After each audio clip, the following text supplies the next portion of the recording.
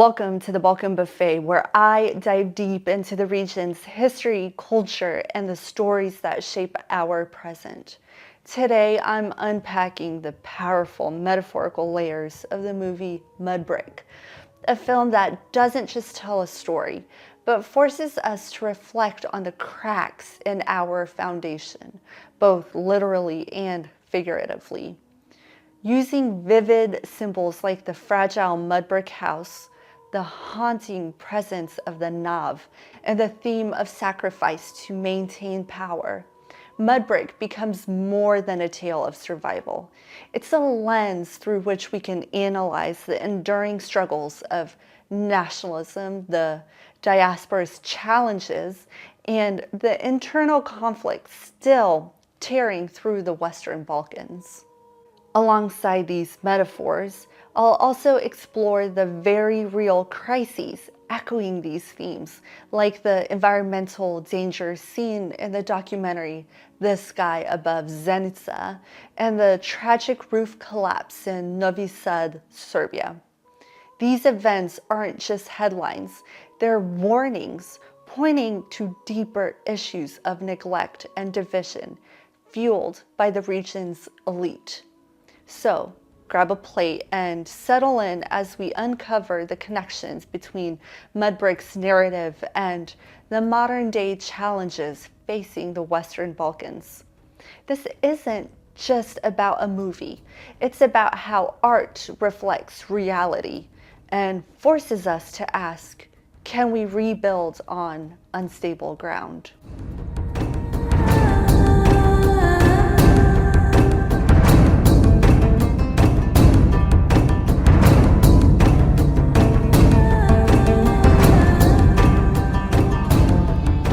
Family shattered in a land haunted by the sins of its past. Mudbrick, written and directed by Nikola Petrovic, isn't just a horror film.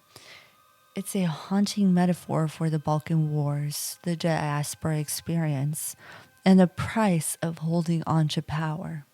Welcome to the Balkan Buffet, and in this video essay, I'm going to unpack how 2003's movie Mudbrick uses folklore, symbolism, and visceral horror to reflect the legacy of war, betrayal, and generational trauma in the Balkans.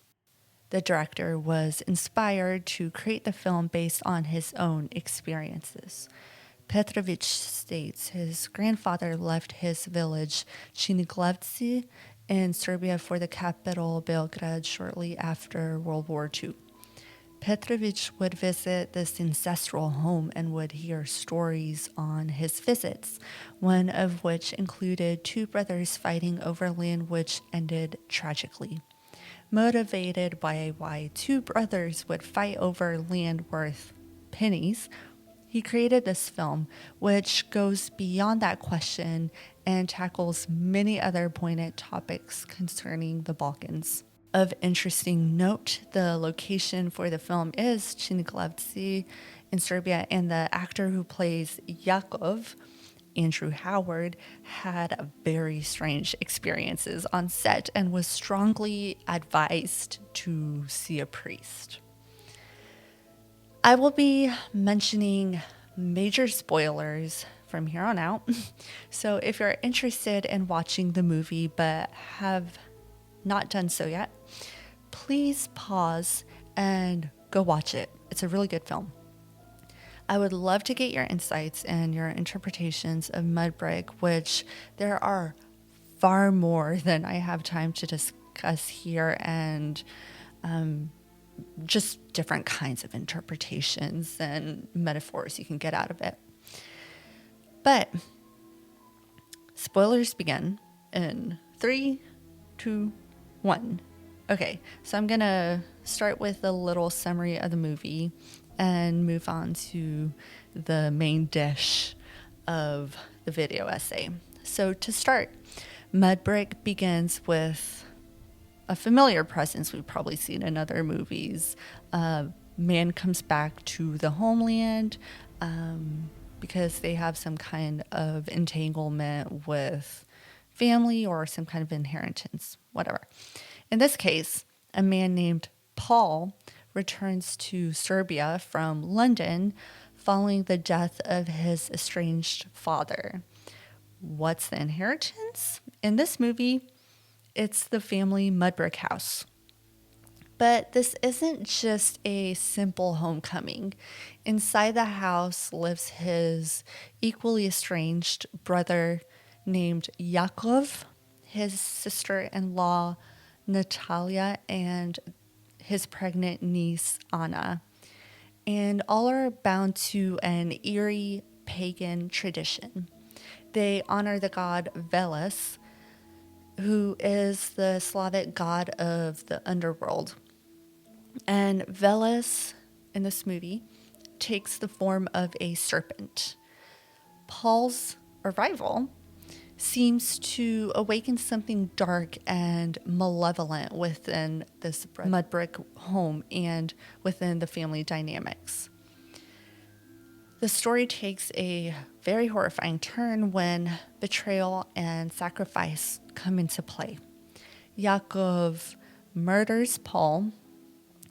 Yakov's daughter, her unborn child, becomes a tragic pawn in a desperate bid to appease the god Veles.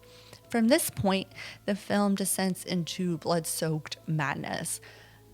Yakov's livestock dies, the walls inside the mudbrick house bleed, and Yakov spirals into horrifying acts of violence and memories of incest. So, to fully appreciate Mudbrick, we need to look at its metaphors and the context of the film.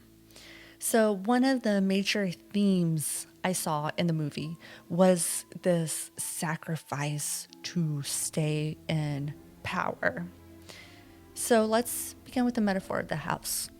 The house in the movie Mudbrick isn't just a physical structure. It's a symbol for the homeland. Specifically, I think it's a powerful metaphor for the fractured states of the former Yugoslavia. The mudbrick house itself symbolizes tradition, heritage, and ties to the land, but it also symbolizes fragility. Its cracks and bleeding walls echo the toil of corruption and greed by those in power. Towards the end of Mudbrick, Yakov's wife Natalia blames all of their loss on Yakov and his need to possess this mudbrick house that essentially is basically worth pennies. He sacrificed so much, including his daughter and her unborn child, just to stay in power in the village and have power over his estranged brother Paul. This is eerily similar to recent challenges in the Balkans. One example is Serbia and the deadly collapse of a railway station roof in Novi Sad, a stark consequence of the country's partnership with China.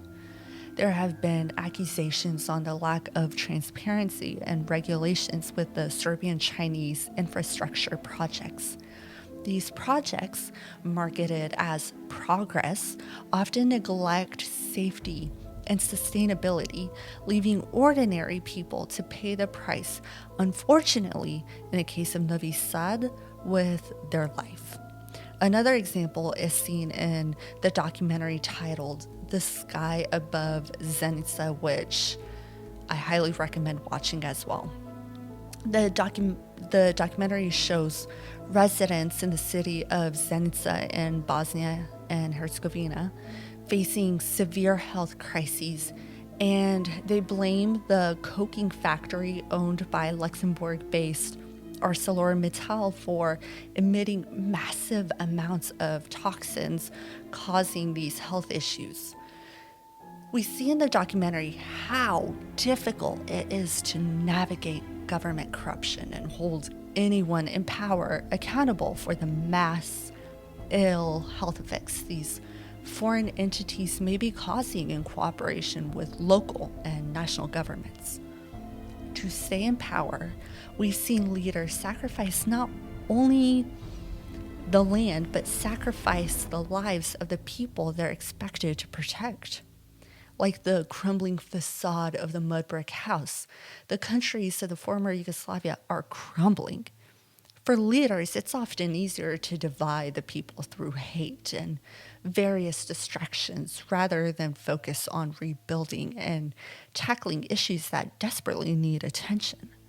This brings me to the Nav as a metaphor for the diaspora and the weakening ties to the Mudbrick house, which again represents tradition, heritage, and ties to the land. So let's look at the metaphor of the Nav. One of Mudbrick's most haunting elements is the mysterious Nav, which powerfully represents the diaspora.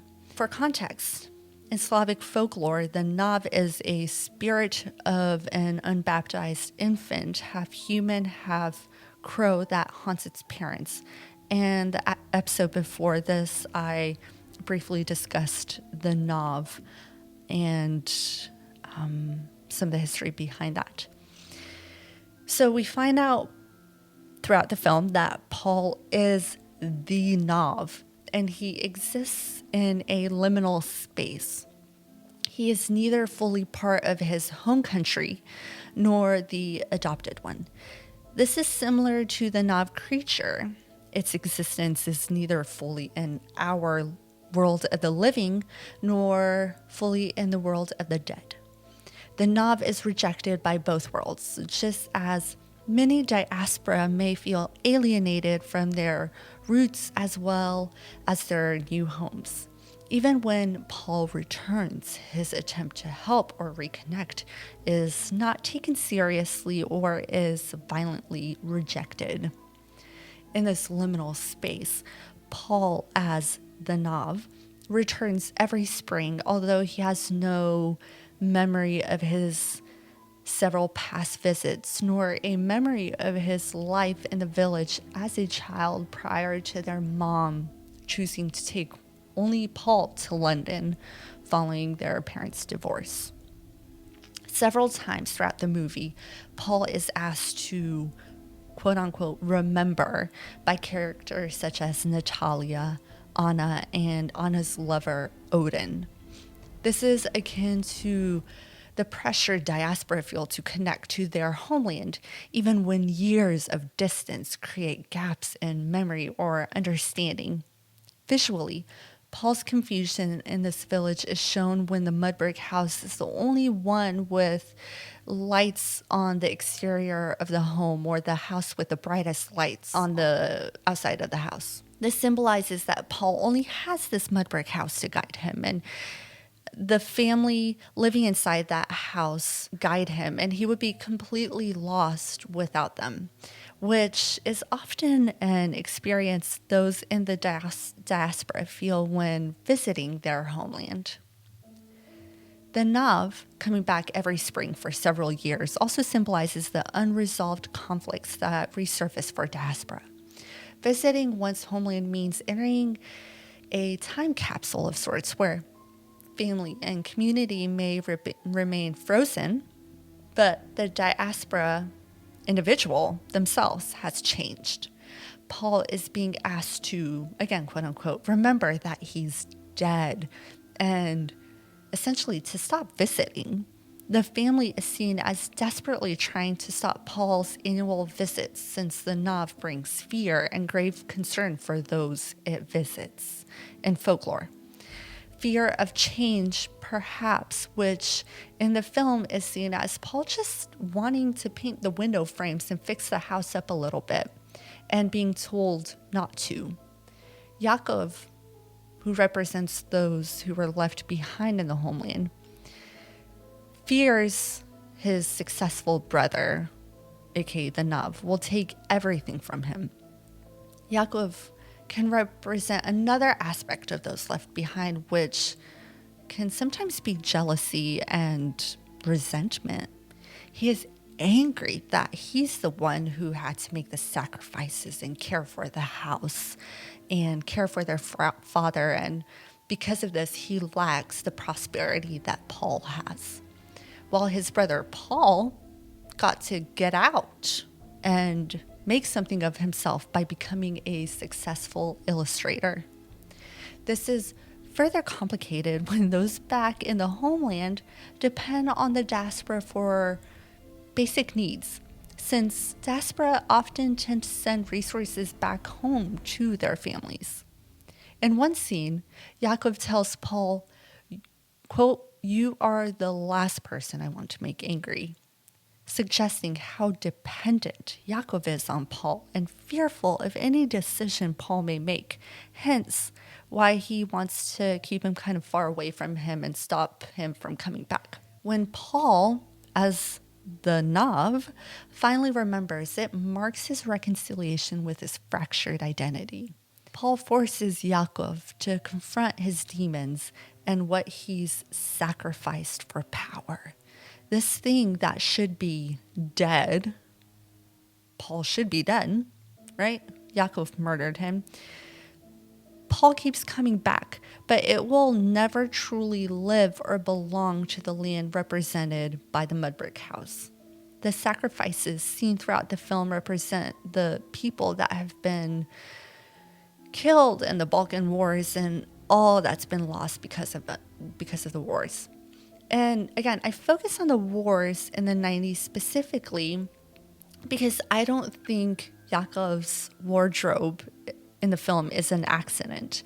And Yaakov is seen throughout the movie wearing 90s clothing and 90s windbreakers and sweaters in contrast to Paul's very modern and sleek wardrobe. Some real-life examples of sacrifices in the Balkans we see today are issues like brain drain or the young emigrating out of these Balkan countries for a more prosperous life elsewhere, for example, Germany or Switzerland. The generations that will be born to the diaspora in this welcoming country is also a sacrifice, since they will be even further away from the ties to the homeland. The scene of Yaakov crying outside following Natalia's death is powerful and portrays a man who has lost absolutely everything in life. Not just his power, but his daughter, her child, symbolizing the future generations that are lost, as well as his wife, his livestock, his neighbors, his house, etc. The Mudbrick house embodies the shared cultural spaces that were sacrificed and the future that was destroyed when power grabs were at play. The Nav's whispers echo the real life stories of thousands who fled the Balkans during the 1990s. Their detachment and longing resonate with the struggle to reconcile identity in foreign lands while grappling with a fractured homeland. Through the Nav, the film forces us to confront how the diaspora's stories are interwoven with national narratives, often ignored or misunderstood. So another theme I saw in the movie was generational trauma and violence. The film does not shy away from exploring the cyclical nature of trauma and violence. The family at the heart of Mudbrick mirrors the dynamics of a nation scarred by its past. The father's authoritarian grip, the mother's silence, and Anna's rebellion create a microcosm of how generational trauma perpetuates itself. This isn't just a family issue, it's a national one. The ongoing environmental disaster in Zenica, for example, is a grim reminder of how leaders' decisions affect ordinary people and the future generations. Residents face cancer and other health effects as a result of unchecked corporate power and governmental negligence, a literal poisoning of the nation's future. This film is powerful in questioning whether reconciliation is possible. Is rebuilding possible after generations of trauma and violence in the Balkans, going back well beyond the 90s conflicts? This leads me to the role of nationalism in the continuing fracturing of the region. So, nationalism, as in pitting an in-group against a targeted out-group, an other. So, Mudbrick can be seen as a critique of how nationalism weaponizes identity to divide and conquer. Leaders create quote-unquote others to blame for societal woes, diverting attention from systemic issues. This tactic isn't confined to history books. It's well alive today. The rhetoric surrounding ethnic divisions in the Balkans serves to entrench power structures while the people suffer. The film's portrayal of neighbors turning on each other echoes the real-life consequences of nationalist propaganda, where fear and hatred become tools of control. In the film, building towards the climax, we see Anna's lover to break her out of the room that Yakov locked her in. Odin and Yakov have a heated argument, and Yakov chases him out of the house with an axe. As Odin is running, he sees his father in the distance and then in front of him and cries for his father to protect him against Yakov. In the disturbing scene, Odin's father fails to save his son and lets Yakov murder him with an axe. Yakov then says, "Glory to Veles," and Odin's father responds with "Glory to Veles" as well, and just walks away from his slain son, suggesting Odin was just another sacrifice made by his father to the devil, which at this point in the film we find out is Yakov. The assumption we get is that Yakov sacrificed much to gain so much power over the other locals and to retain that power. Maybe if the locals, like Odin's dad, defy Yakov, they themselves will lose the very little power they have over the village, and therefore they partake in making sacrifices like Yakov and aligning themselves with the devil himself.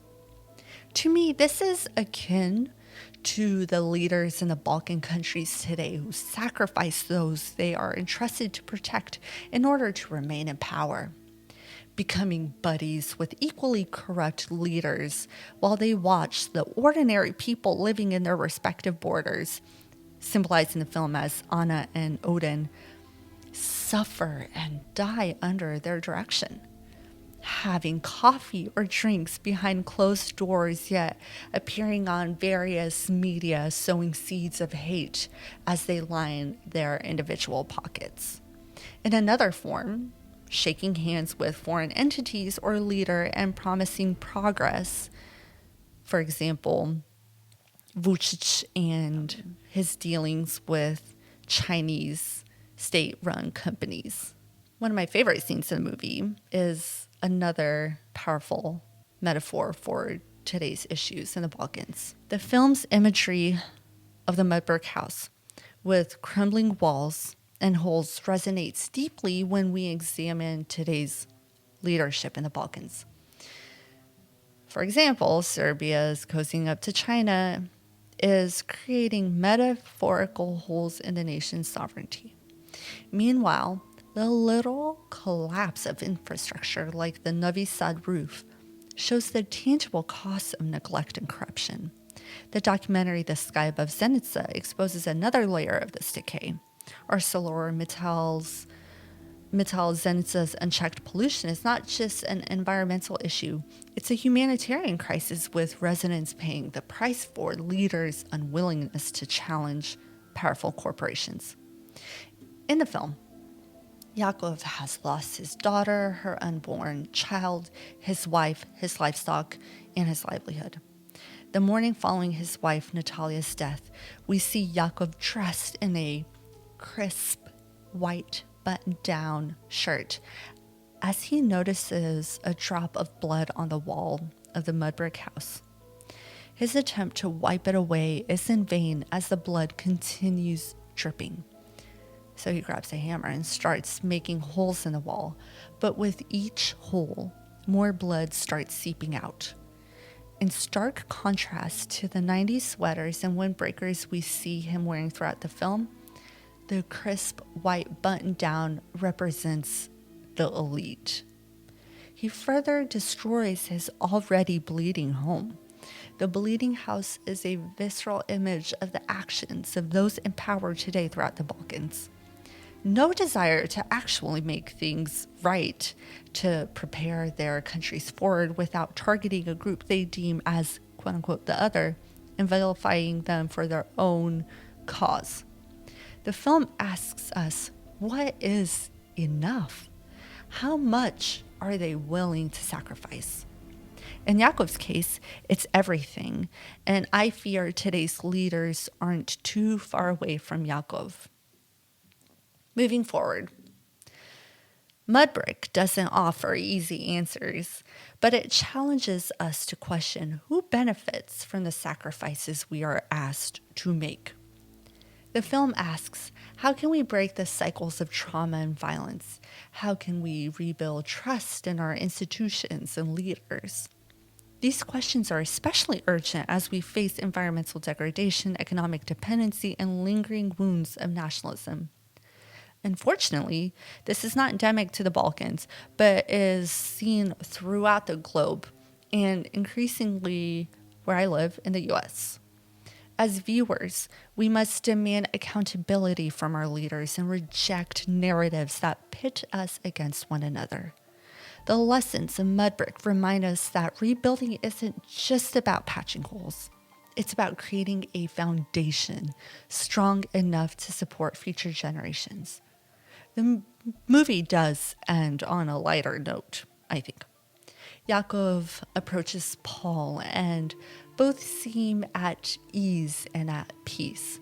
The sun is rising and the morning birds are chirping. Although the film offers no clear answers and we are left to find meaning on our own, the director offers the possibility that renewal and reconciliation is possible. As the mudbrick house burns in the film's final moments, we're left with a powerful question. What are we willing to sacrifice to hold on to the past and to power? Mudbrick shows us the dangers of clinging to power, the pain of generational trauma, and the alienation of the diaspora and the future generations that are severed from the homeland of their ancestors. It challenges us to rebuild, not on crumbling foundations, but on a renewed sense of accountability and unity. Thank you for joining me on this journey through Mudbrick. If this analysis resonated with you, don't forget to like, subscribe, and share. Let's keep the conversation going in the comments. How do you think we can address the issues raised in the film in our real-world Balkan context or outside of the Balkans? Until next time, stay curious, stay critical, and keep building bridges, not walls.